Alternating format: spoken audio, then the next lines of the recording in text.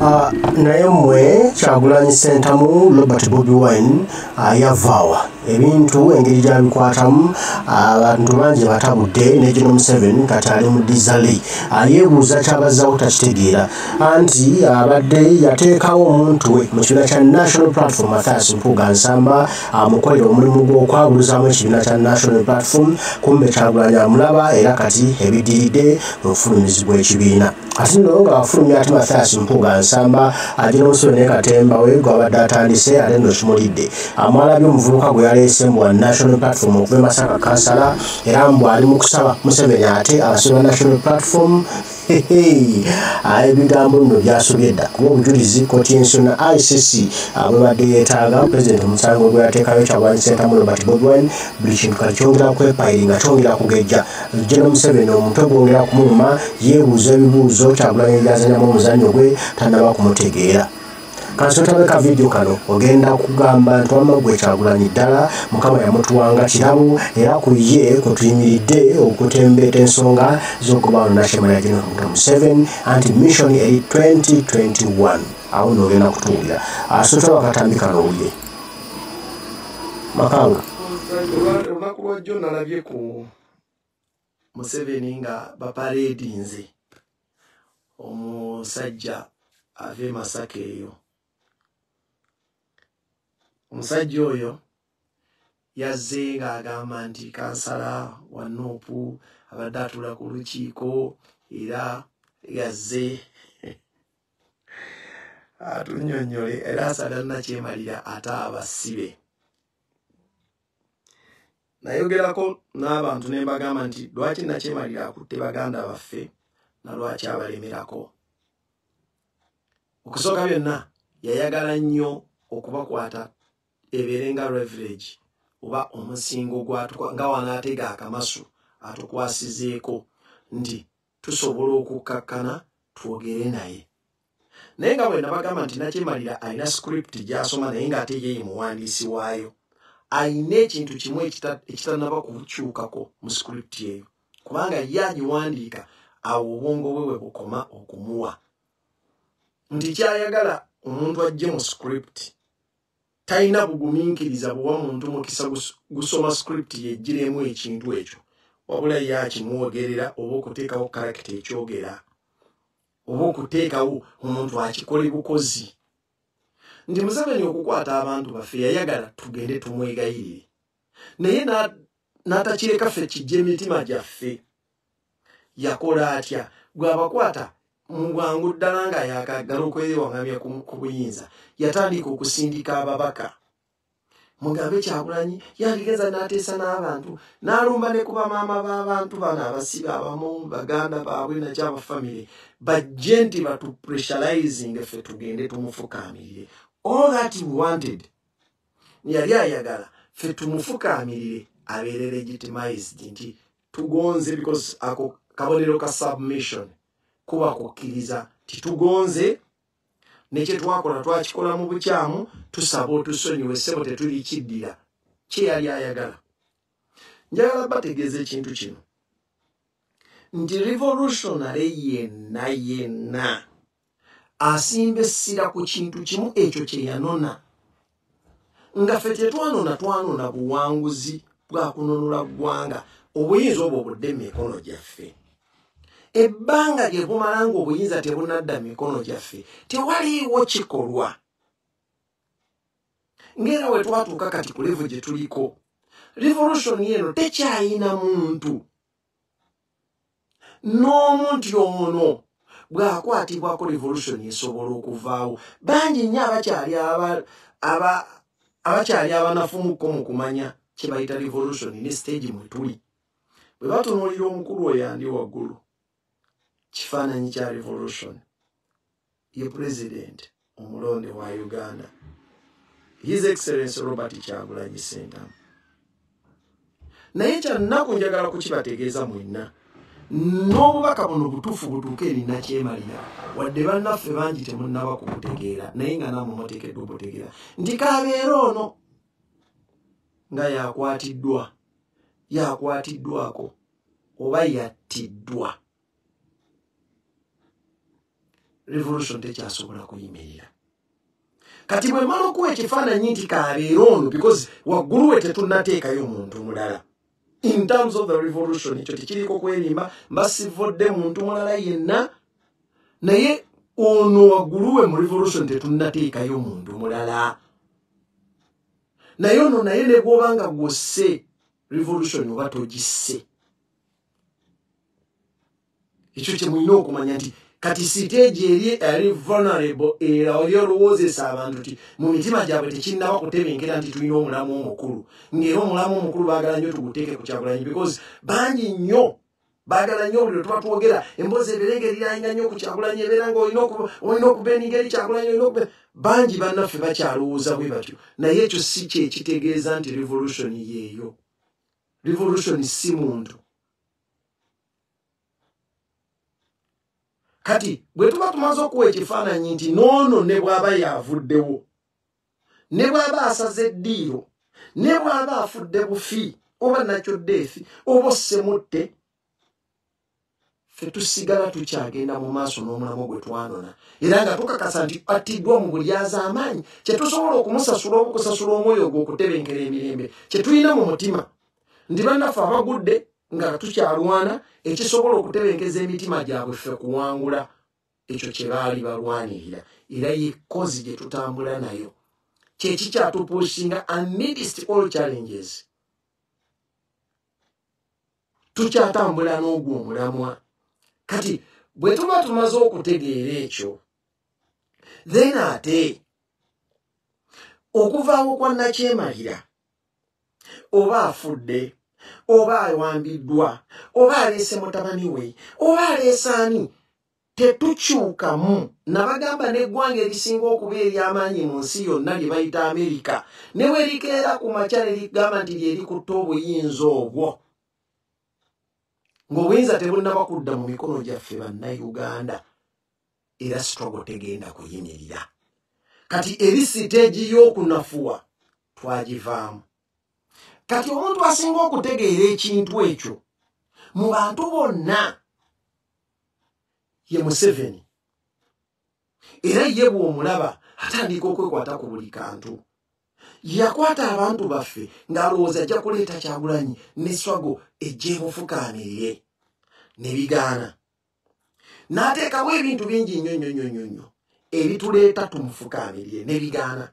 Mwalaba babwanika ne bajja ne bagamba tulina okuteesa naye gwe weewuunye. N'agamba nti ateesezza n'alemwa n'okuleeta kubanga nekukuta Basigirinya. Bakiteekawo propaganda mu mutambuze nga mwe n'abatambulamu because they know waliwo elements ennyangu z'okukwata obwongo sosobola okukozesa ekintu ne batamanya nti beekuba muliro. Ezo n'azireeta ne zoogera era wabaddewo okuteesa mu kyo ne bavumirako abantu abalala bangi nnyo. Mwalaba n'abagamba Honorable Mpuuga yali tabeerangako mu lawyer because they have little knowledge about people, they had to talk like that. Naye oyo yenna yina abadde propaganda wa Nakyemalira nga kyasinga okwagala kwe kutulowalinga because yatuuka okugamba nti abantu abo wabaddewo okuteesa ne tubata. Kati ng'omubuuza gwe upholding ekigambo ekiyitibwa ssemateeka w'eggwanga, abantu b'okuttenga ogamba nti batemula abantu b'e Masaka, ate okubata oteesezza buteesa abantu b'e Masaka mu kuteesa baafuna justice. Ye okuva lwe baata Basigirinya, how many times have you people had anything about a case mentioned about that? Mwali muwuliddeko ku Honorable Basigirinya abo nga badde mu kkooti okwereportinga oba okusomera omusango ogwo because baateebwa ku bail. Naye mwali mukiwuliddeko? It is because it was a political stunt made okupushinga gavumenti etambula ebyeko byekola okutambula ng'efudde abali mu struggle nti muli busy, muli ku free political prisoners.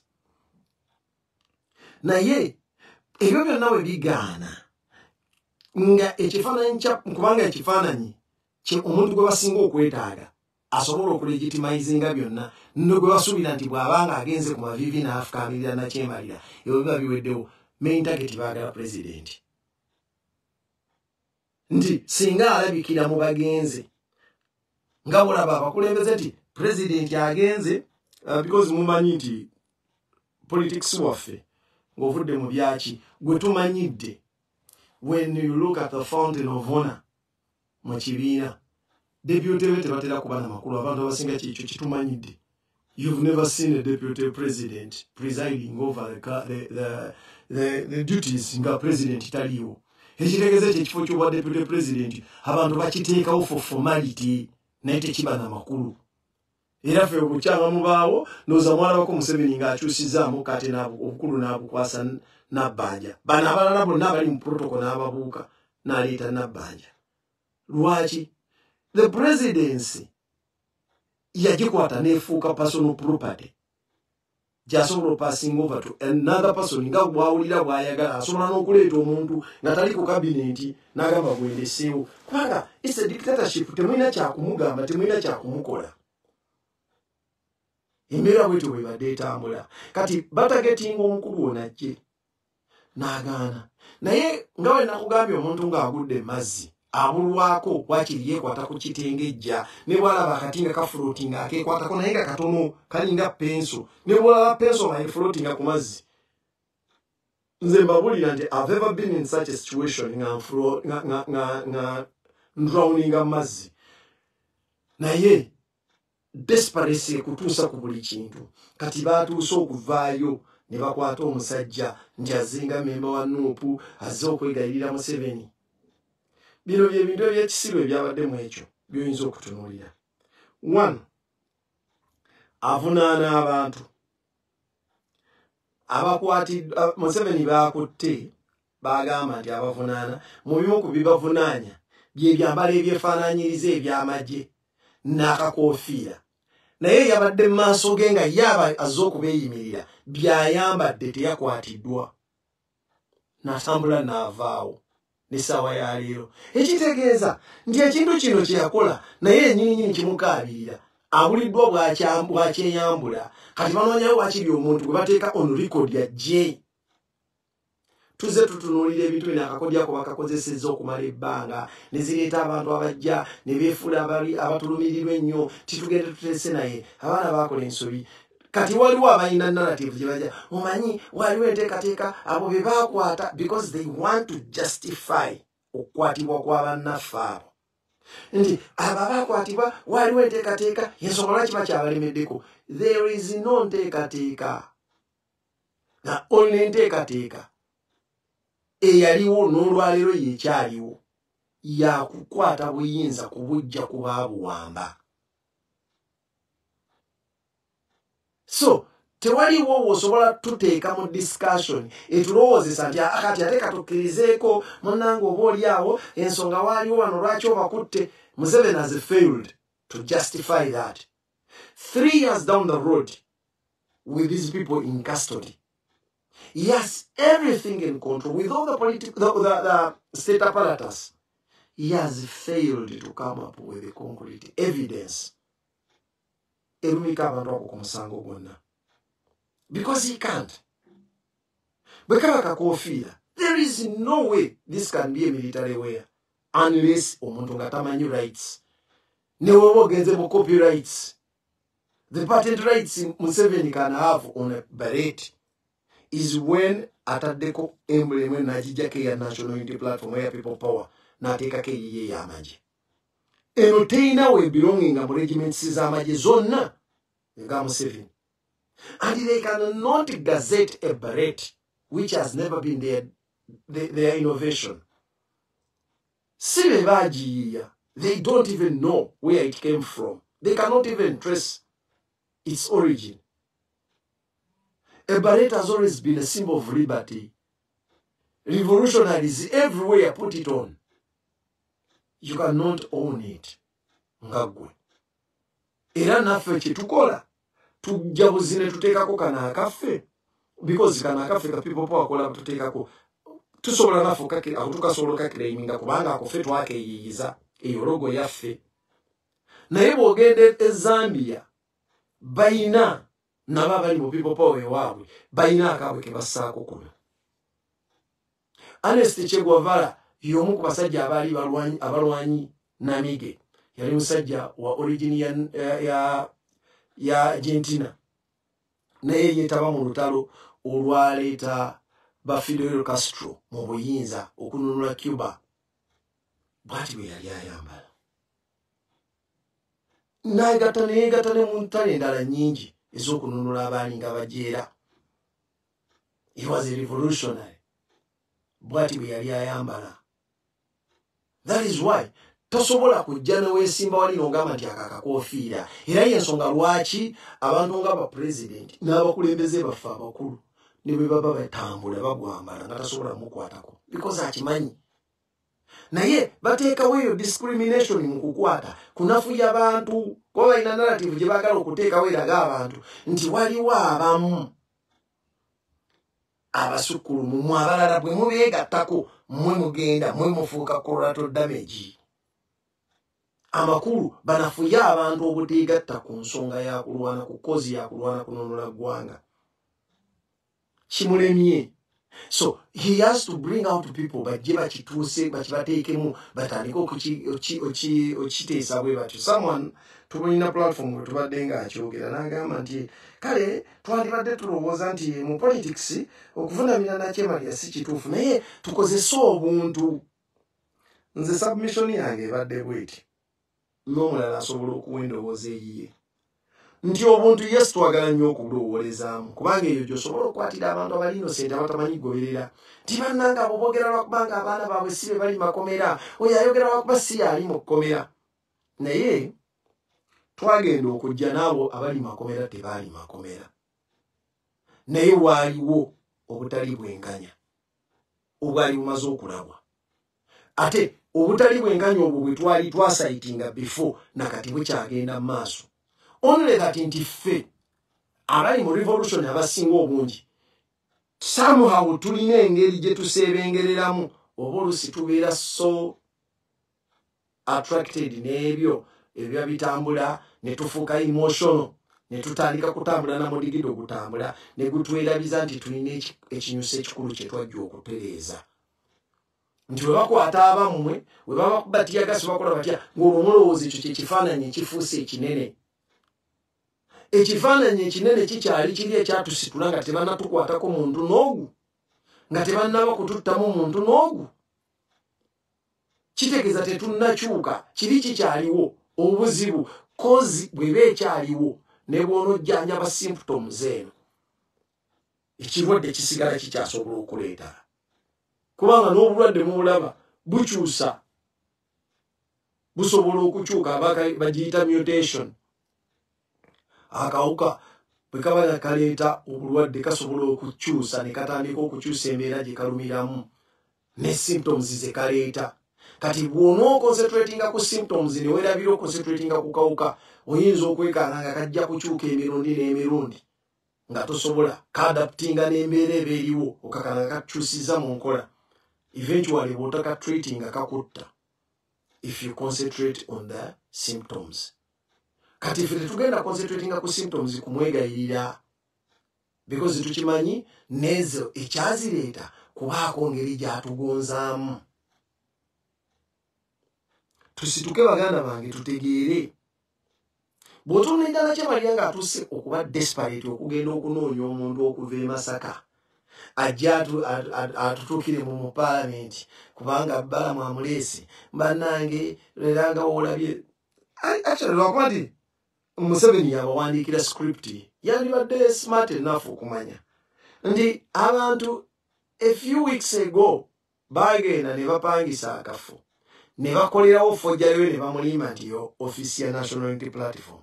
The very people ne bamumuleetera ne bamuparedinga either alina dementia Museveni nga yatandika okwerabira naye nga ffe tetunnaba kukimanya oba si ekyo nga bino bw'abikkiriza n'ebijja nga bya kisiru tebyandiise ku mmeeza ya muntu yandibadde ategeera kitegeeza ye nannyini kubipanga. Desperate emutuusizzaawo buli kalengera akeekwatako ng'alowooza kagenda kumutaasa. Buli kamu akeekwatako alowooza kagenda kumutaasa. Nze kyensuubira lwaki nkugambye things fall apart. Nakyemalira ayuuga regimu eyuuga eri mu kusattira revolution ekisooka egaanye okumenyeka omwoyo gwa spirit ya revolution alemeddwa okugimenya despite all the coercive measures zaakoze. Obwe buzibu Museveni bwalina nti akoze buli kimu naye revolutionary spirit eganye okumenyeka. Then ekintu ekirala ffe okuteesa naye kiba kitegeeza tumaze okukkiriza ensobi eri lwaki ayagala ekintu ekyo tukimuteerewo ku mmeeza. Maybe pressure akazito kayitiridde obungi for him to bear akava mu international community. Kubanga ffe mu kulabisa twagamba tugenda kuteekayo with the evidence because ebikolwa gw'obikola. Naye ate tukozesa evidence eyo okupressinga international community okugiraga nti hypocrisy gye mubadde mukola twagizuula. There is nothing more coercive to the international community as the oppressor, like the oppressors discovering that they've been oppressed and exposing the hypocrisy of the international community. Ekyo kye kintu kibasinga okutya. Batya nnyo okubalaga nti muzudde bye babadde bakola emabega wammwe. Kubanga bo baagala nnyo okusigala nga bali smart mu ngeri gye bakuopressingamu. Nabagamba ensonga lwaki baddira ebintu bino ebigambo bino ne bifuuka political tools they use to manipulate others. Ndi someone will come and pose as a human rights activist. Twogera nnyo ku democracy. Twogera nnyo ku defending human rights. Twogera nnyo ku rule of law. Twogera nnyo ku ebyo byonna peace. Ebyo byonna ebigambo byafuuka political. Because a person who talks about peace, not a hypocrisy, gye baakoze nga badde mu UN eteesezza a ceasefire in Gaza. For how long did it take them to realize that there has been a genocide taking place? Singa balinga abalowooza ekintu kino kibakuba nga tekiri ku Bawarabu nga tekiri ku Basiraamu in particular, kyandibadde kitwala ennaku ebbiri nga kibeerawo if it was the opposite. Because it only happened once. The attack was launched once against the Israelites, and every one of them, all countries came out to condemn it. But when the Israelis retaliated, never exceeding, it has taken them months. Okujja okugamba nti kati we vote for a ceasefire. That is hypocrisy. And it is the same thing that has been going on around. That is why when they came up with a campaign for us to stand again, to stand with the Ukrainians when they were attacked, opposing, because I looked around, we've been crying out to the international community, to the world, exposing the way we've been brutalized, all the kinds of injustices we've suffered at the hands of Museveni, their ally. And they've been keeping a deaf ear, despite the fact that they've got eyes and ears on the ground, and they have everything that is happening. They kept on ignoring us. Then when it happened to Ukrainians, they expected us to stand with them. Yes, like as revolutionaries, our core values is to fight for justice. And when justice is attacked anywhere, we have to feel concerned. But it was not that appealing to me to forget that I've been crying for years and none of them came to our rescue. And now they were expecting us to rush because it has happened to them. I even came across a statement by the Prince of United Kingdom saying that how could Putin do this? How could Putin bring a war in the land of Europe? These are issues that should have happened in Africa, as if Africans are not human. That kind of hypocrisy is what we encounter, and it is this that has put pressure on Museveni And now he wants maybe to come up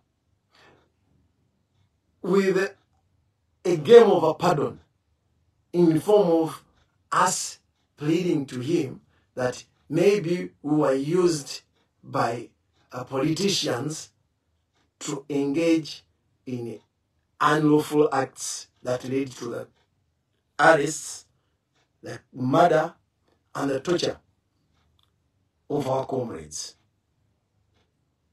He wants to jump out of this because with the evidence of people still loitering in prisons and other places, there is no way he can come out of it because the case is now in the ICC.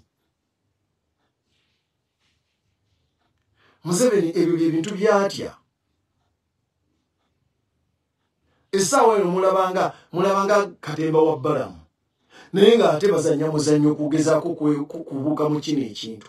We expect him to release these people anytime sooner. But he wants justification for that. Agamba kiganye eri abasajja baganye okunvunnamira kanfuneyo engeri gye nkivaamu. Bamama b'abantu baba abaleeta naye abo bonna tebajjayo kifaananyi kino ne bwe bavaayo n'ebigambo. Mwalaba mama Wasegirinya nga avuddeyo abikaaba. Omwana wange byakola tebitegeera, musonyiwa yakikola tategedde. Tetumubuuza kiki kye yakola nga tategedde. N'olwaliro mama Wasegirinya kyamulema okuddamu. Kiki kye yakola nga tategedde. Bino Museveni nabagamba nti ebikolwa bye yakola okuwininga emitima gy'abantu nga alwana ne gavumenti y'Obote. Byebikolwa bye bimu by'alina okukola okuddamu okwagala okuwininga emitima gy'abanafu ng'alwana n'abaagala okumuggyawo because yalina obwo obusobozi obubikola. Ffe tetusobola kudda ku bannayuganda bannafu ate tubatte. Tekisoboka. Bo bennyini be balina ogwo omutima, be balina obwo obusobozi. Nabagamba ffe abaali wano mu nsi tewaaliwo ko byafaayo mu mbeera zonna n'obutabanguko obwaliwo kakubeere mu ntalo z'okugaziya obwakabaka.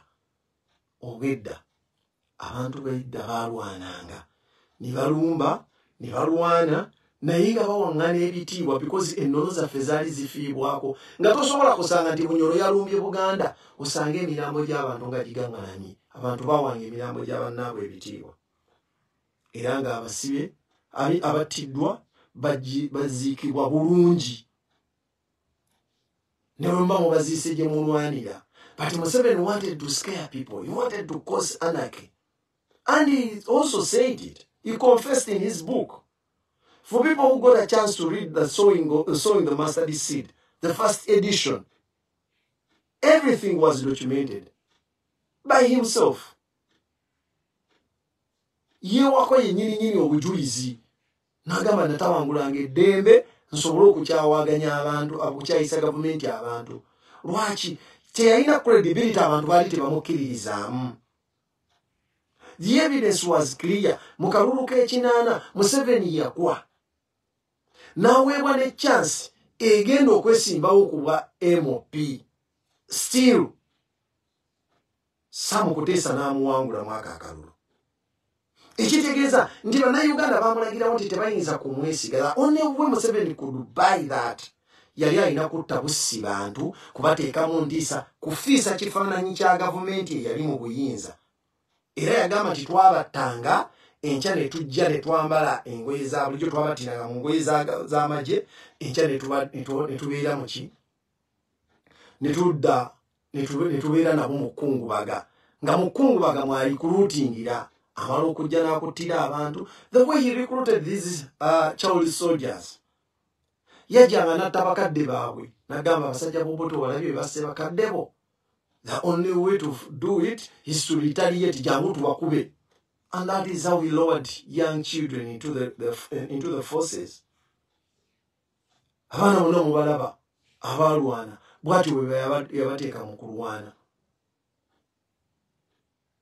Kati ku ssaawa eno ekintu kye kimu ky'ayagala okukola, addidde abantu abatemudde ate bwalowooza kankisibe kubali kyokka ate obukodyo obwongo bukaddiye takyasobola kuyiiya kakodyo kadduka wantu nga taleseewo nkwagulu kubanga luli baalinanga amaanyi ng'asobola okutta abantu wano n'adduka emisinde n'abala ate n'ava eri n'ajja nga adduseeko mayiro nga 5 naye kati balinga mbaata tebakyasobola kudduka era bw'akola ekintu okireka kisigalawo ate bano abaana be batendese bonna bajega abantu abaali bategeera abaali bakoze amagye abategeera yabeegobako baalinawo bajega tayinza kukola ekintu n'ataleka mu kululo golaba tulina ne bambega atuuka ne ku mukolo n'atuuka okweyanjula ndi nze tuli atunga gundi ndi mbega like that ekitegeeza nti abantu bajega mu ngeri emu oba engeri endala embeera ebalemeredde wetulina okukulira nga ffe abali mu struggle kwe kutandika okumanya nti nakyemalira ono talina bukodyo bupya bwagenda kuyiiya talina bwamuggwako atejjukira yatamiira obuyinza n'afuuka nti yalina okutegeerera abasigadde bonna ne bwe bandibadde bayinza okuvaayo ne smart move bagitta mangu lwaki takola buli kye baagala okukola alina okisanctioninga ate kyalaba kimusukiriddeko tayagala kulaga muntu nti waliyo omuntu ali smarter than me kyova olaba kampu yaabwe efulumya byakijega eva wensaasirira abakyagitambulirako era abakyagigoberera nina akavidiyo akalala ke nalabye ak'abasiraamu ng'omusajja omusiraamu musajja n'omukulu kikwasa ennaku because abantu bano embeera embi yebaleetera okugenda mu bino omusiraamu wenna wooli desperate ekutuusa okulya embizzi temunnagituukako desperate ebatuusa okulya embizzi temunnagituukako kyova olaba ebibonerezo ng'ebyo mubifuna ne mugenda mubabayise kubasiibulula n'abakuba n'obusiraamu bukunnyonnyola byogenda okusiibulukukirako soko bitunuulire biri halaali oba okusiiba kugwe kwozannyiddemu omuntu amaze okutta abantu oli ku ssente ey'omutemu omusaayi gw'abantu mugwe eyasiibye kwogenza okusiibulukukira kyova olaba Mungu abawa ebibonerezo ng'ebyo ne bakuba ne ku miggo n'ogifunako ng'okyali awo otegere ne byewasiibye temuli mwaba tategeerangako nti ono tatwetaaga mwamujja wanze nabagamba Mungu nga yataddewo shaitani Ibirisi n'ateeka wali Museveni shaitani yeewuunya abasiraamu be Uganda kye mwakola Museveni kubanga ekyamazima mulabe wamu okusinga shaitani Ibirisi naye oli naakuyita nti batuyise kuba abafumbye emmere tuula olye muwogo ekyo nakyo Katonda asobola okutunuulira ekyo kyasobodde okukuwanga riziki naye gwe n'ogenda ng'osisinya omutwe ng'atategeera na lwaki osiiba bakuba emiga atodde ku kamera otokalire bannange eno y'emmere gy'otuwadde kuno gwe tusiibulako tuwadde yabawadde okusiibukuko kwabadde kubajyamu kugenda nga muwangawanga bwetategeera bannayuganda tutandika okuyiga okwerekereza ekintu ne bwe kiba kikunyumira kitya bwe kiba kikyamu gy'oli ako ke kabadde kakyatubulamu okumanya tusobole okunywerera ku mulamwa gwe twajjako omulabe waffe tumutegeerenga nga mulabe ebbanga lyonna mutandika okuyiga omulabe wammwe mumutegeerenga mulabe omusiraamu akyasiisinya omutwe ng'ogenda ozungira mu bintu by'abamuseveni bye bategese okyali mulabe naawe wennyininyini oba mulabe wa busiraamu kubanga talinayo kalungi kajja baagaliza mumutunule omulembe guno mugende ku makomera gonna mukole save oyinza okulowooza amakomera tterekero ly'abasiraamu si buli aliyo nti asiraamuka bamaze kumusiba abasinga bagendayo lwa busiraamu fe omulamwa gwe twajja okukolako gwakulwana kununula ggwanga ezo zonna institutions tuzimanyi nti ziri mu buwambe ekyatugano ziconcentratingako not because twazeerabira not because eddiini zaffe tetuzaagala not because we forgot our culture but we understood the gravity of the situation twategeera butegeezi amakulu g'embeera ebyo byonna bye twagala bye tukiikirira kibiri njagala nnyo obwakabaka bwange, but I cannot front it essaawa ya leero as an issue nga Uganda eyawamu eri mu buwambe. Because if I do so, ngenda kuleetera omusoga, ngenda leetera omwoki oli omulango okulowooza nti nze mpushinga agenda ya Buganda tuve ku mulamwa guno ogwawamu, yeti tuli mu kizibu kyekimu ffenna. Abanyumirwa okubyogerako n'okubisuusuuta, lwaki twabigaana? Those are political talks beba zeeyambisa ba politicians. Chovola biwamo we yafunye ku buzibu. Situation gye tulimu tugimanye nti abantu bano obukodyo ky'obukozesebwa era kiki kye batagetinga wana ekintu ekirumbibwa kiri kimu, spirit ya revolution. Tuginafuyiza tutya gwe mulamwa gwe baliko bonna. Lwaki baginafuya? It stands for the opposite of their existence. Nti okubeerawo kwa revolution eno, success ya revolution eba collapse ya status quo. Gwe njagala ombulire muntu ki ayinza okugamba nti aleko omulimu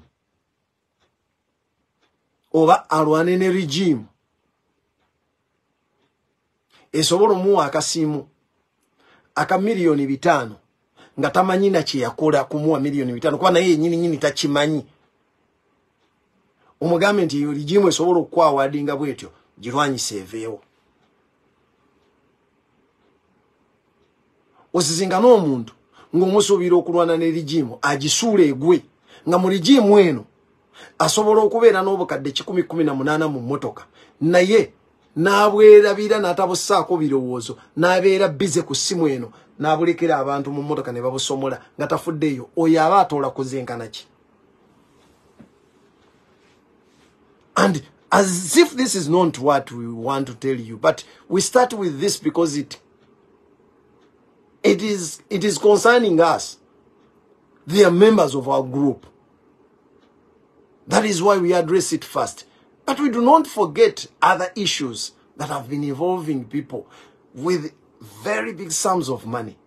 Someone tells you, nti babye mu kisenge ky'omukungu billions 17. You people should remind yourselves, ebibaddewo emabega. There was a scandal, and we don't know how it ended.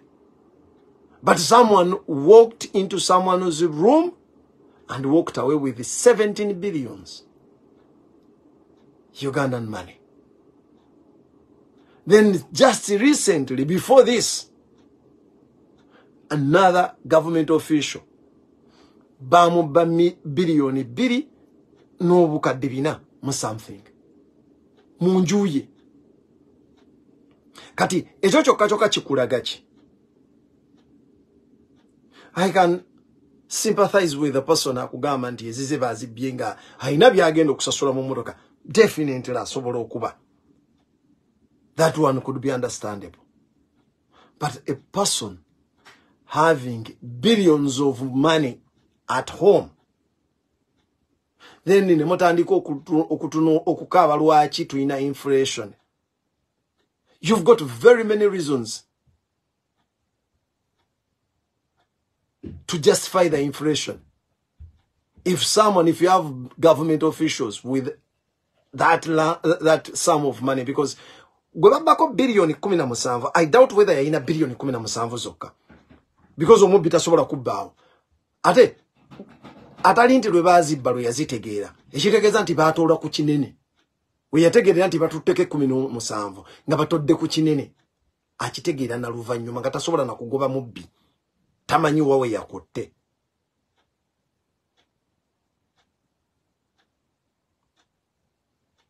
Gwe muganda wange ali yalaba bino bye bintu byotekeddwa okutunuulira. Sente ezo oli okugamba nti bazijje mu kisenge kye. Sente z'eggwanga bwe muba mugenda okuprintinga sente zigenda okukola mu ggwanga ze bayiwa mu saturation mu economy okutambula.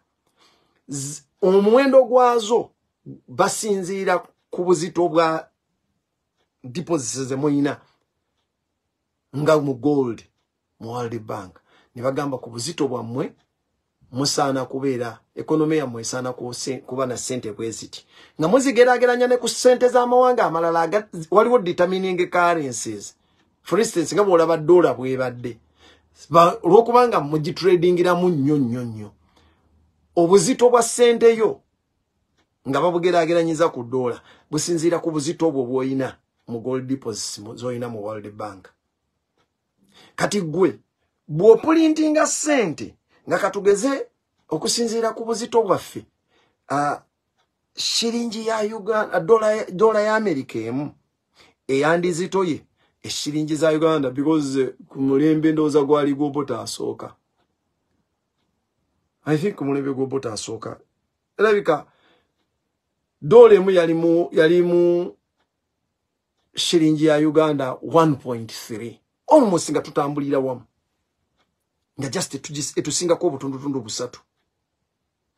Olwalero wetuogerera edole ye kyali embweti etusinga almost 10,000.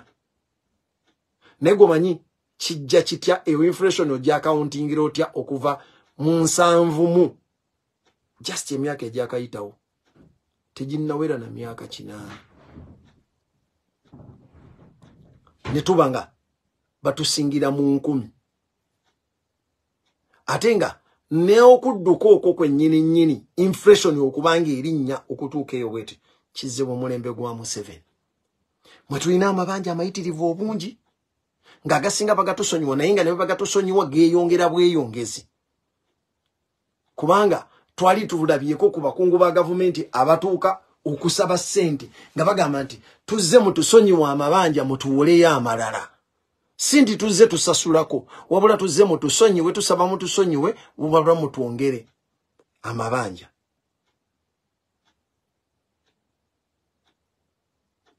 Yes, thank you very much. Ndi $1 yali ezitowa eyafe yali egisinga yali 1.2 yali 1.24 nga ketusingako ziri just obutundutundu bubiri bwetusinga.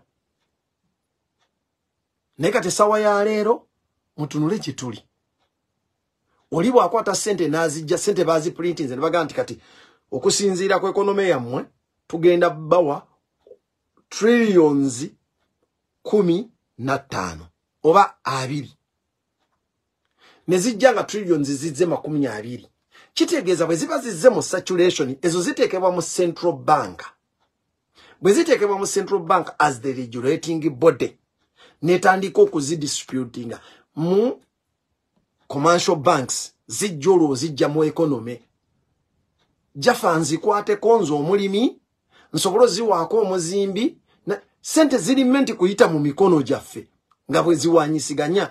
You trade it with zikola transaction is a legal tender yemukozesa okusasulira transactions eziba zikoleddwa including exchange of goods and services okuwanyisiganya ebigulibwa n'emirimu egikolebwa nti onkolera nenkusasula nawe nobaako byogula nosasula oli ne gwosasudde nagula nasasula oli sente ne zitambulira mu bantu. Not people getting this hard cash.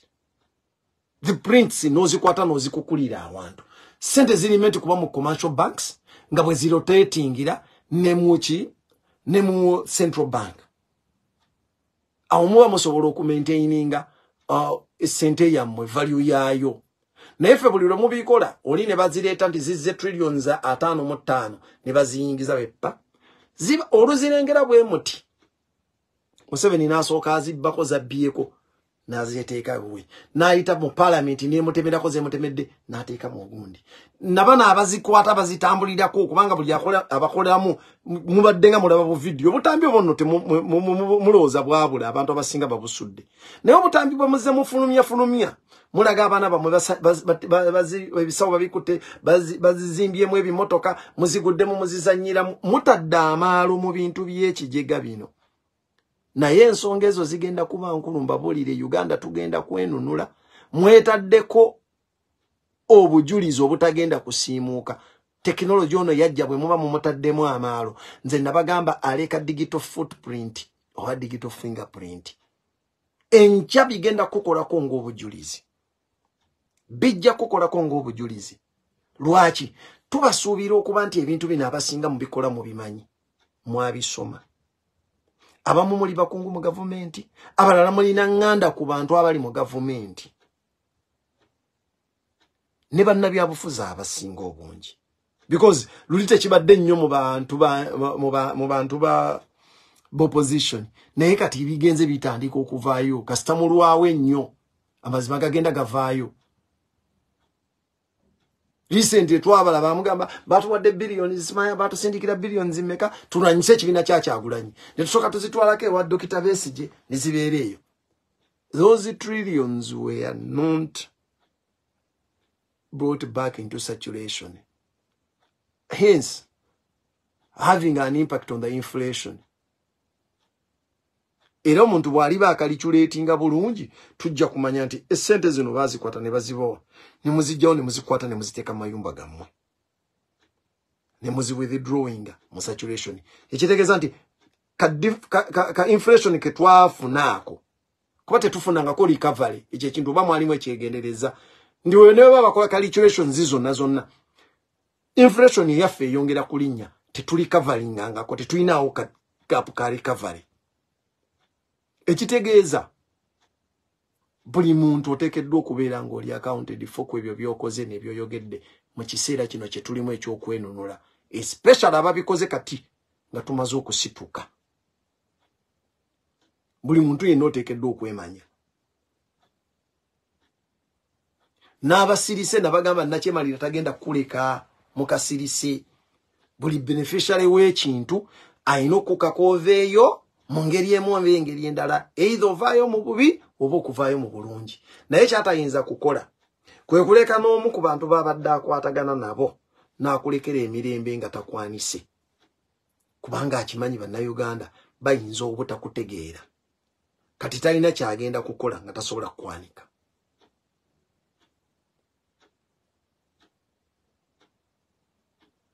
Naye nze bino byonna bwe mbitunuulira, amaanyi genkuzaamu gwe muganda wange ali mu lutalo, buno bwe bubonero obukulaga nti nakyemalira agenda apondooka. Kati atandise kwekwata ku buli kaasisinkana. Buli kaasisinkana akeekwata kalowooza kanaamutaasa. Tuleme kumuyamba. Ekizibu kiri kimu ekinaayamba bannayuganda okwenunula amangu, kwe kusigala kumulama ne tutegeera wawe tuli. Mbakubiriza nnyo bannange muleme kusasubirya mwe ku kigambo kiyitibwa munnabyabufuzi.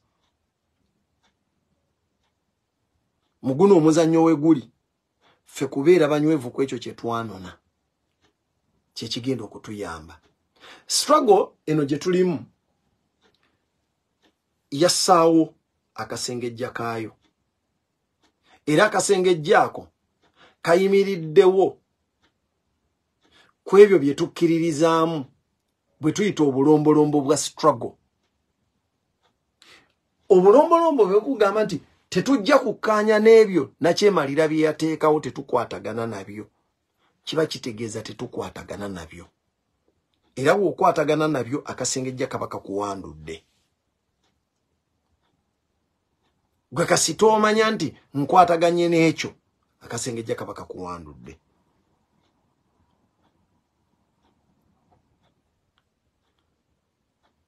Obubbi, obulyake, obutemu, obuli bw'enguzi, n'ebyo byonna ebirimu okunyigiriza abantu, ffe tetubyetabaamu.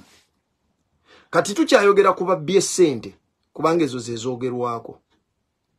Naye waliwo ekirwadde ekirala ekiri mu bannabyabufuzi n'abo abali ku ludda olugamba nti lulwanirira abantu. Eno ensonga eri serious nnyo kubanga ezinga ensonga lwaki tulwana. Tulwanira butaka bwaffe butatuva mu ngalo. Bw'obanga gy'oli nga mu ngeri emu oba engeri endala olina w'olabikira mu balandi grabbers because of the opportunities you take olwa failed system gye tulimu. Muganda wange ne bw'onoobanga akadingidi k'okwenunula okayimbye bono sisinkanibwa wali ng'olina omukono mu kibbattaka kyonna mu ngeri yonna. Nabagamba tewaliwo omuntu n'omu yatuuse mu Uganda mpya. Tetuyinaayo muntu n'omu yatuuse mu Uganda mpya. Ke kaseera mwetereeze nga embeera tennabatuuka kubatereeza. Ffenna tuteekeddwa okwetereeza ng'embeera tennatuuka kututereeza, kubanga embeera egenda tutereeza. Nabadde nagwe njogera naye ng'agamba nti omanyi abantu, omusajja asobola okugaana oba omuzadde asobola okugaana okuwabula omwana we. Kubanga gwe okusomesa omwana wo mu mbeera okumutendeka n'okumuyigiriza ebintu, oba omukubira tooki mu nsi gy'agendamu kubanga gorede oba otuuseeyo ng'omukubira ekifaananyi ku butya bwe yandibadde yeeyisa okusobola okuba nti yeewala ebizibu ebijja mu maaso. Naye omwana ne bw'agaana oba gwe omuzadde ne bw'ogaana, waliwo ekintu kimu ekiri constant nga kyo tekikyuka. Nature oba obutonde bw'ensi, ensi nga Katonda bwe yagitonda yagiwa format eri egi tekyuka. Tebigenda kukyukako omulungi abeere mubi, oba tebirikyuka omukyamu bufuuka obutuufu. Ekyo osobola okukikola mu maanyi g'oba oyina, naye kiba kyakaseera buseera. Abasajja abaako balikozesa nnyo mu physics ne bagamba nti every action has got an equal and opposite reaction. Kyokola kyonna, ekintu kyonna ekijja bwe kiti, manya nti kiina force egendo kizaayo nga yenkana. Action and reaction are equal but in opposite direction.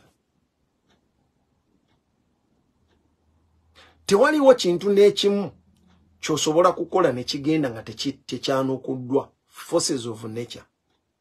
Katonda bw'ate bwe yakola gabanga masannyalaze. Kyokikola bw'oti naye manya kiteekeddwa okudda to balance. Kubanga ekiteekawo balance bagiyita equilibrium. Ekintu kirina okujja center of gravity n'ebeera zero. Era Katonda yakola ebintu ebyo. Waliwo omusajja ali ayogera ku kigambo ky'okufa n'agamba nti abantu ffenna okufa omwoyo nga guva mu muntu guyita mu process y'emu. Agudde eri gw'okubya amasasi n'afiirawo, gw'otomeze motoka n'afiirawo, afudde ekibatukira, aluddewo ng'alwadde n'akoze atya. Esystem eri egi, era experience ebeera egi. Engeri malayika gye tujjamu omwoyo. Bw'oba oyinza okulowooza nti ajjafa abadde ayogera bwogezi n'atondoka n'afa, abadde asala busazi n'atavaayo. Process efaanagana n'oyo alwadde n'amala emyaka. Gy'oyitamu omwoyo nga gukuvaamu nga guva mu mubiri. Kati kye mulina okumanya nti ebyo ebintu ebisinga byonna byonna Katonda yabibalansinga. Ne revolution eno bwetyo bweri. Tewaliwo lwe tugenda yingira eri okujjako nga tumaze okugenda wali mu checks and balances. Nze ntera kayita kasengejja ka kyogo. Nti enzikiriza zonna ze tuyina. Obusiraamu tetusaala okujjako nga tusoose kufuna wudhu ne twetukuza. Nomanya nti ngenda maaso ga Katonda nina kusooka kuba mutukuvu ku mubiri, ngoye n'omwoyo ningutukuza. Nabagambye sakalamento omuntu lyasooka okufuna. Omukristo yenna sakalamento lyasooka okufuna. Bw'ozaalibwa isakalamento lyosookera ddala erikuyingiza mu ddiini eba batisimu. Oba yakukunnyika mazzi oba kugakumansirako, mu ngeri yonna yonna onaazibwa n'otukuzibwa osobola okuyingira mu ddiini ya Katonda. Abasamizi bakkiriza mu nzikiriza y'ennono toyinza kukiika okujjako ng'omaze okunaazibwa mu kyogo. Nabagambye eriyo abakunaaza ddala n'akunnyikira ddala, eriyo n'abakukansira obukansizi okusinziira ekyogonga nannyini kiggwa bw'aba yakitegeka. Naye nga ky'olina okumanya insense erimu nti tojja kutuuka wali kusembera okuggyako ng'osoose okunaaba. Ne struggle bwetyo bweri gye tulimu. Revolution kuba tuddaabulula ggwanga. Ffenna tuze tulitambulira mu none of us is innocent. Tulitambuliddemu nga ffu. Era omusango gwatusalirwa ffenna wamu abaasobya n'abataasobya, abaaliwo n'abataaliwo. Kati nnyaffe Uganda atuyita nti mujje tuddaabulule ensi yaffe. Naye bwe tumala okugiddaabulula olw'okuba ffenna tuliko obukokkoliko bw'ensi enkyamu. Okuyingiramu eri entuufu tulina okusooka okuyita mu kasengejja ka reconciliation. Bakubuuze ssebo jjaffa tie ebintu bino wali ogera bwoti ne bwoti ne bwoti ffe twategeera bwe tuti wali otegeeza ki? Bukino wakola bwoti ne bwoti wali otegeeza ki? Ffe nga twakulabanga eyali akola okunyigiriza struggle agezaako giremesa. Tunnyonnyole ekyennaku ekiriwo ku revolution kiri bwe kiti baganda bange. Nti mu biseera ebisooka reconciliation weetandikira tewabaawo maanyi, tewabaawo buyinza. Wabula obuyinza obwo buba buzze mu mikono gy'abantu abaali babuggiddwako ebbanga eddene. Kati ku kaseera ako nga w'obalaba baba tebafugibwa, buli omu yaba exercisinga. Ngamba nnyo abalamuzi otuula n'otyemulira omusango omuntu ogw'ekisiru mu ntyemula ey'ekisiru. Naye tya akaseera abantu lwe bagenda okukutyemulira. Twali tulabyeko omulamuzi agamba nti wadde omuwabi talina bujulizi naye awangudde omusango. Omanyi buli kimu kiba ne precedent. Naye neeyo bagiseetinga nti omuntu asobola okuwangula omusango nga yaguwaabye naye nga talina bujulizi. Kyokka omulamuzi ye n'akugamba nti wadde talina bujulizi naye awangudde. Eyo yali case n'abakooba ng'aloopye Joyce baagala. Omulamuzi ssebo n'asala n'agamba nti wadde n'abakooba agambye talina bujulizi naye omusango aguwangudde, okulonda kwali kukyamu, waliwo okugulirira abalonzi. Kati ensala eyo bwetyo gye gimu ku misango abasajja abarankinga abalamuzi baffe Bannakenya we bagambira nti bw'osisinkana omulamuzi w'e Uganda nga diguli ye y'Emakerere abeera ku level y'emu n'omwana agudde senior form Kenya nga toyinza obutabawakanya, because omulamuzi nga yali mulamuzi ng'asobola okuyimirirawo n'ayogera ekigambo bwe kityo mu chambers za gundi. So omulamuzi n'agamba nti wadde omuwabi talina bujulizi naye awangudde. Otandika okubuusabuusa kye bayita justice n'engeri gya oba ne ethics z'oyo omulamuzi bwe kikwatagana n'ekintu kya practice nga profession gy'alimu. Kati abantu bwe batyo nabagamba buli lw'okola ekintu mulimu ekifaananyi ky'osiiga. Omulamuzi ng'oyo ajja kwesimba mu maaso g'omuntu amubuuze agambe nti bagambye nti nno walinga okolera na kyemalira wadde obujulizi bubuze naye omusango gukusinze, because gw'oba setinze precedent. There was a time we bakuba abantu amasasi ne zireeta omwogezi omu ku boogezi b'ebitongole bya poliisi n'agamba nti ezo zaabadde stray bullets, naye nga zaayita stray bullets abantu baalabwa ba aimingira ddala mu bantu ne bakuba abantu mu mayumba gye baali.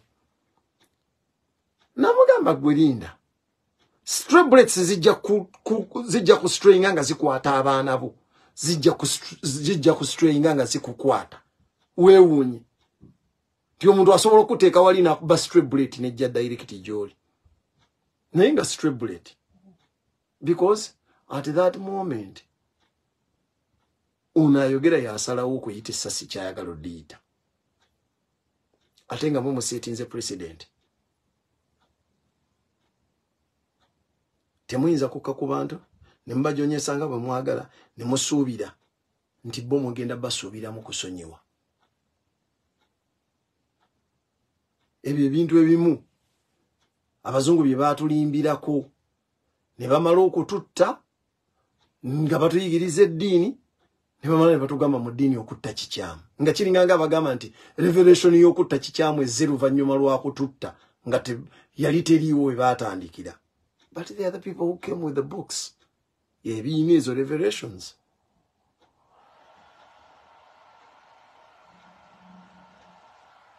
Obwongo bwaffe buteekeddwa kusituka kuzuukuka tutandika okulowooza ku mulamwa gwe twanona tugunywerereko.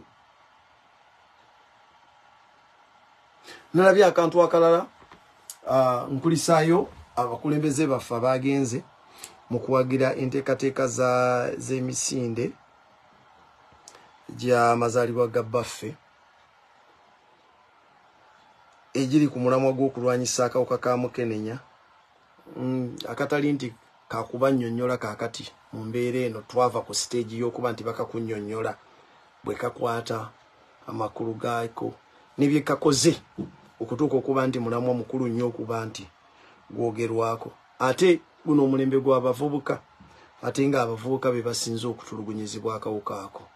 Olwaleero bangi mu bavubuka ab'ennaku zino bazaalibwa n'akawuka ako nga infection tebagijja ate mukenoonyeza wabula nga bulwadde bwe basikira okuva ku bakadde baabwe abasinga obungi. Olwaleero omuwendo ogusingira ddala obunene oguli infected akawuka ako bazaaliddwa nako oba baakafuna mu kuzaalibwa bakuze nako bagezezaako kamanaginga. But still sensitization tekoma ne efforts z'okulwana okulaba nga tukatangira n'okuyamba abakwatiddwa nkulu nnyo. Olwekyo mulamwa ng'ogwo nga guteereddwawo Bwakabaka bwa Buganda okuguduukirira ekibiina kyaffe n'abawagizi bakoze akabonero akatusetinga nti abalala abadde batanaba kutuuka tukole kaweefube oyo obw'okwetaba mu nsonga eyo. Ekyo nno kyayambyeko okusambajja ebimu ku bibadde bikolebwa n'ebyogerebwa abantu abamu abeerimbika mu kulwagala enkyukakyuka nga basiga ekifaananyi ekyagala okutuukiriza ekyo ekyaba nabyabufuzi kye bakola ekyokutukuubaganya n'Obwakabaka bwa Buganda. Era Kabaka waffe obwebweru yatuwadde obubaka.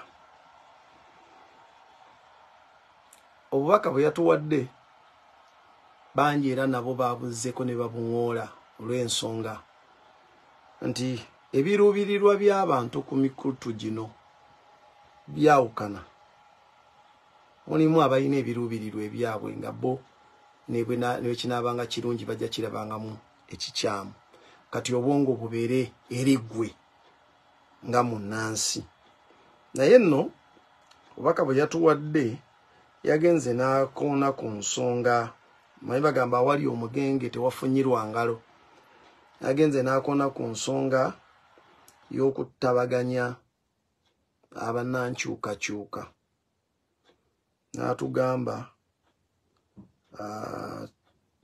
muteekeddwa okuyiga okusonyiwagana n'okukkaanya. Abawulidde abasinga obungi bonna arguments ze mbadde mpulira boogera nga bagamba nti Katikkiro yadde atulagira otya okukkaanya okwetondera mpuuga otulagira otya okugenda. I doubt whether emessage eyo yabadde etunudde side emu ku muntu alina amagezi. Bw'obanga oyagala okuyiga engeri ffe Obwakabaka bwa Buganda oba culture yaffe Abaganda bwekola, bwe baba bayigiriza omuntu ng'oba omukulembeze okwogera, omukulembeze ebiseera bye byonna obubaka bwateekeddwa okuwa abantu era nga bwe babuwa bwonna. Tebutera kuba bubaka obutunuulidde omuntu omu kubanga tebakkirizibwa mu buwumbwa bwabwe nga basomesebwa okuyiga engeri gye bakwatamu abantu. Omuntu anaaba omwenkanya tatunula ludda lumu era obubaka bwe bwaleeta buteekeddwa kubanga bwakubuulirira eri gye muli.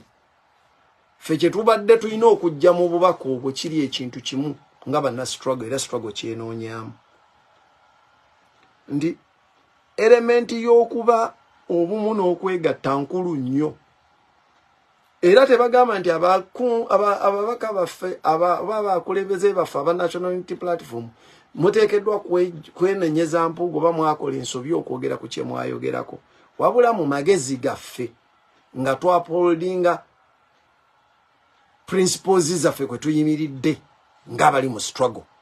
Kubanga kati wali abadde ayogera ng'omukulembeze waffe nga statement ye inakuba yakututabaganya. Obubaka bulina okujja eri ffenna n'eri abakulu mukulu mpuuga. One, nti alina okumanya nti asobya era yasobya. Mu kifo ky'okuwaganya okugenda nga bw'atambula, kyali ky'amagezi kye yandibadde akola kwe kulaba nti alisolving ensonga eno amicably between ye n'abakulembeze n'obukulembeze nga bwe bwali bwogera. Ate nga eno gyamusindisa okukomawo amujjukiza nti waliyo principles eziba guidinga feke kasengejja kaffe mu revolution. Takugambye kavaako kukateeka buteesi mu nkola, kubanga ffe tetuva ku mulamwa gwaffe. Tukimanyi bulungi nti nabali abakulembeze baffe nga mu Bwakabaka bakyali mu buwambe buno, nga naye ekigenda okubataasa ze zino principles ze twasetting eza revolution. Oba bazimanyako ba tebazimanyi, eddagala lyawe eribi. Omulwadde oba mulwadde, waliwo edda we twalwaliranga nga waliwo omusujja gwa malaria, naye nga tulina eddagala baliyitanga quinine. Quinine oyo nga abantu abasinga abawaawaza amatu alumya amatu asiiwa, naye nga eddagala eririwo eriwonya. Kati n'Obwakabaka oba abakulembeze abalala bonna ab'ennono n'ab'enzikiriza bateekeddwa okukimanya nti bino ne bwe mubirabanga ebikontana n'ebyo bye mwagala, twakizuula ly'eddagala erisobola okubataasa ate ku buwambe bwe mulimu. Kubanga obuwambe bwe bulimu bwetaaga bino zino principles kwe tutambulira. Nti abantu banna okubanaabuula bateerawo sente ne bagifuula ng'ekintu eky'amakulu ennyo, newankubadde gye bayita kamalayo byonna mu bintu, naye ate bw'otogikwata bulungi na magezi ekuweebuula. Kyova olaba teremye kumegga bantu, si mu nzikiriza, si mu nnono, na buli kimu abantu ennono bagityobodde. Ffe tutunuulira Obwakabaka bwaffe obwa Buganda nga ennono yaabo tweyunga ku mutanda. Ffe tetuli basajja ba Kabaka, ffe tuli bantu Baganda. Tuli Baganda just. Tetuliko buwaayiro obulala bweyongerako. Ennono yaffe etuyunga ku mutanda bika byaffe. Naye ate guno omulembe era tugusanzeemu okusoomoozebwa okwembiranyeza ensowola ezizivaayo mu bika ebyenjawulo, ne kijja kireetamu ebika ebisinga obungi okuba n'abataka ab'obusolya ba mirundi ebiri. Ali ku nnono n'ow'ensowole. Ebiseera ebisinga ab'ensowole be baffere abasinga okubanga kuba bajja na ssente ate batambulira mu mulamwa gwa kubba. Ne batambulirawo. Naye byonna ffe twabitunulira ne tugamba nti zimu ku ntalo ze tutasobola kulambulula. N'essaawa ya leero tulina omutaka mulamba owa omutaka w'ekika, omutaka Luumwa ow'ekika ky'endiga yattibwa, naye nga twali kye tujje tulabe suspect gwe boogerako ayinza okuba emabega w'okuttibwa kwe, nga babadde mu mbiranye mu kkooti ya Kisekwa. Nze gennyini nali mbaddeko mu kkooti ya Kisekwa ku kika ekyange, era okukakkana ku mulembe gwa Katikkiro eyawummula ow'ekitiibwa Jebbi Walusimbi. Kkooti yali yasala omusango n'etulamula, era omutaka w'ennono n'atongozebwa n'atuuzibwa. Naye ate bali abafere tebaatuula, omutaka bw'amala okuvaawo bazzaayo omusango mu ngeri endala ey'amankyolo, okakana nabo beerangiridde. ate si kika kyaffe kyokka n'ebika ebirala ab'empewo mu abalaba n'abalala bazze babikola naye nga ako ffe twakalaba nga kabonero ka kunafuya nnono kubanga ennono ye yakuuma obwakabaka ne bwe bwalumbibwa n'emmundu ennono yabukuuma ne busigala nga bukyaliwo mu mitima gyaffe n'olwekyo entalo ezo tetwagala nnyo ziyingiramu kubanga twategeera nti ekijja okuyambako ekisobola okununula kino kuba tumanyi basponsa b'okutyoboola ennono be bano ba Museveni abakajjadde mu ntebe institution eyo nga Buganda bw'ebeerawo n'amaanyi gaayo n'ekitiibwa kyayo kye baazuula nti kiri mu nnono kiba kitegeeza bali threatened batiisibwatiisibwa obuwangazi bwabwe buba bukendeera yensonga lwaki tumanyi nti be basponsa b'okutyoboola ennono mu Bwakabaka kale ffe twagamba nti akatusetinge principles ezinaatuyamba okugonjoola kino tusooke tubaggirewo bino tukakasa Obwakabaka bwaffe busobola okwetereeza kyekintu kyekimu kye tulaba ne mu madiini amadiini kati ngaffe yaffe ey'obusiraamu bweweebwa omwagaanya ogupracticinga ebyo byegenderako tuyina bulungi nnyo bwe tusobola okugonjoola ensonga zaffe kubanga bwe tunaatuweereddwa omwagaanya tusobola n'okuinvokinga shariya okulamula mu bintu ebisinga obungi fazilonga zo omuntu akkiriza okuba omusiraamu okujjako ng'obufulumye ate era nawo shariya eyina bweramulawo kati obusiraamu bulinnyibwa ku nfeete olw'okubanga omulabe waabwe ate yalina obuyinza mu ggwanga mwe buli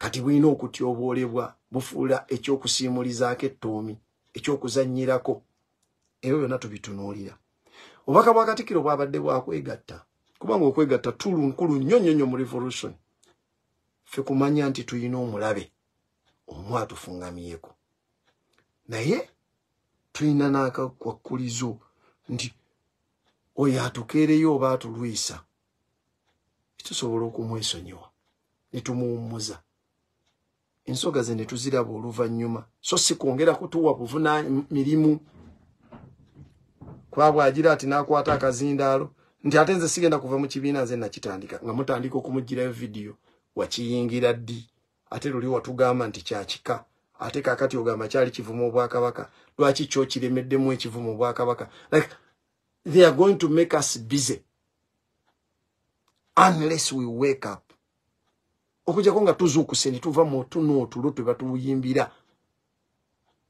batandika okwogera ebigambo byabwe nga tubalabanga abataliiwo bwe tunaamala okujjako nakyemalira tudde tubabuuze mwali mutegeeza ki bwe mwayogeranga bino wali otegeeza ki wakola oti we should not waste time with these politicians. Look at a person like Bwanika. Ever since Bwanika came to power, Bwanika okuva lwe yajja mu surface okutegeerekeka mu Uganda yajja ku legitimizinga bintu bya Museveni abo be baateekebwawo nga ebibiina by'ebyobufuzi biboycottinze akalulu ka referendum Museveni n'asasula Bwanika bakole ebibiina byabwe bajjiba mu legitimizing era baamutwala mu kalulu ne bagamba bakawangudde ekyaddirira emirundi gyonna gye yeesimbyewo Bwanika has always been there okujja okujustifying nti Museveni mujulizi tumuwako obujulizi nti akalulu akawangudde mirembe. A person like that should not waste our time. Mwenyina kubanga mumumanyi azanya atya. Toyinza kuwoza twesigamye ku gwe nga defender nga buli mpira gwafuna agukuba mu ggoolo yammwe. Ekyo kirina kuva gye tulinga ffe abali mu struggle tubeere bagezi tuyige. Tumanye n'okumanya nti struggle yaffe yajja kujjawo ebyo ebibadde bitambula n'olwekyo abatambuze ebitambula bateekeddwa okufuuka abalabe baffe in one way or another. Either mu lwatu oba mu nkukutu. Tulye kamanye ng'akoza n'owebbwa. Obwe bubaka bwange bwebadde njagala okubawa olwaleero. Mbeebazizza nnyo bannange. Nayogedde ku nsonga y'abasibe waggulu eyo ne mbagamba nti ffe tetusobola kukeera ku makya tujje tugambe nakyemalira nti munnange tuyamba ote bannaffe be wasiba. Tulina kujjawo nakyemalira ate era ne bwasiba bannaffe y'emu ku nsonga enkulu eziteekeddwa tumotivating okweyongera mu maaso n'okumanya nti kino nno bakiyita kyawulantamu. Twatandika tetulina basibe. Abasibe tegenda kufuuka nsonga kwe tutambula, kwe tugenda kuyimirira kwesigamya struggle. Tulina kulwana kussa ku kkomo kukwatibwa kwabwe. Tusobole okuta abali munda. Twanona buyinza tetukyusa mu nsonga eyo. Obuyinza bwe tuba tetunaba kubufuna, tewaliwo kintu kirala kye tugenda kusaba. Era twagala buyinza tulekerawo okusaba tubyetuuseeko. Mission is 2021. It's a mission of liberty. Settles for nothing other than victory. Twajja kuwangula tetukakkanira ku kintu kyefaanaanyiriza oba ekikakkanamu okusukka ku ekyo. Kiri kyokka kye twetaaga. Nywera n'ekyo, tambuza obubaka. People power, our power.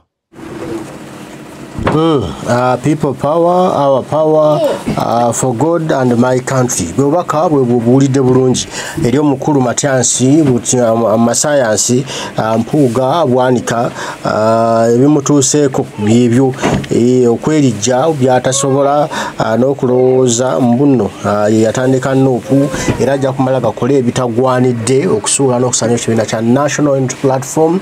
Omukulembeze Kyagulanyi Ssentamu Robert Bobi Wine kumba amulengera amulaba era emisango gye yakola ogyokulya enguzi agimutuusizza wano wetutuusa olwaleero. Kati nno ffe twagala balyanguzi era tulina gye tugenda twaga kujjako nakyemalira mu 7 kati gwe wenna azannya delaying tactic okutuzza emabega tujja kulagana naawe tujja kusobola tugenda mu maaso nga tuterezza eggwanga lyaffe. Kale mbaagala nnyo mwenna abaliko Omukama Katonda nsaba bankuumire tujja kuba tutaddamu okutugamba ebigambo mwana bakkiriza Dunda Lugaba Namugereka Bataayi mweraba.